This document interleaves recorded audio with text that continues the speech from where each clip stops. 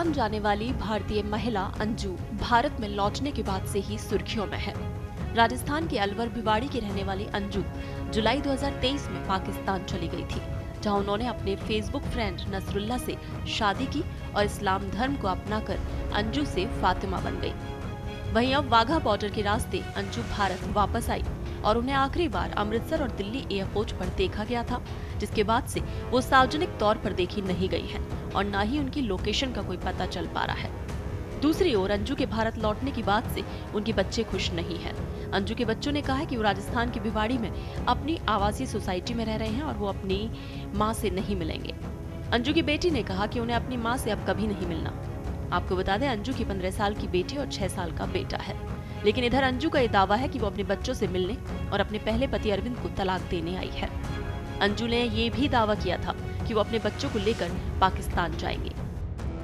Media reports के मुताबिक इस सप्ताह दिल्ली पहुंचने के बाद अंजू का कोई पता नहीं है। वो भिवाड़ी नहीं पहुंची हैं और न ही अपने बच्चों से मिली हैं। वहीं अंजू अपने पिता गया प्रसाद थॉमस के यहाँ ग्वालियर भी नहीं पहुंची। इधर भिवाड़ी में जिस आवासीय सोसाइटी में अंजू रहती है, वहाँ सुरक्षा बढ़ा दी गई है।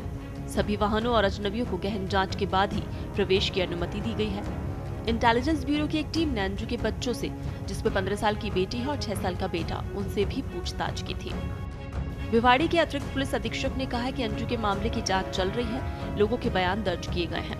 उन्होंने कहा कि जरूरत पड़ने पर अंजू से पूछताछ की जा सकती है, उसे गिरफ्तार भी किया जा सकता है।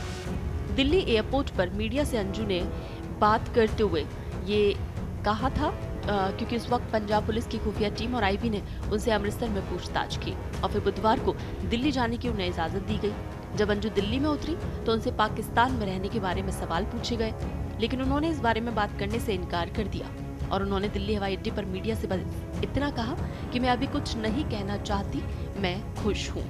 लेकिन उसके बाद से ही अंजू को नहीं देखा गया है और अंजू की लोकेशन का भी पता नहीं चल पा रहा है। इधर भिवाड़ी भी नहीं पहुंची है बच्चों से मिलने और उधर ग्वालियर अपने पिता के घर भी नहीं पहुंची है। तो अब बड़ा सवाल ये है कि आखिर पाकिस्तान से लौटी अंजू भारत में कहां गायब हो गई। वहीं इधर भिवाड़ी में अंजू के पति अरविंद का कहना है कि अंजू और उसका अभी तलाक नहीं हुआ है और तलाक होने में करीब 3 से 5 महीने का समय लगता है, जबकि अंजू को भारत आने के लिए केवल 1 महीने की एनओसी मिली है।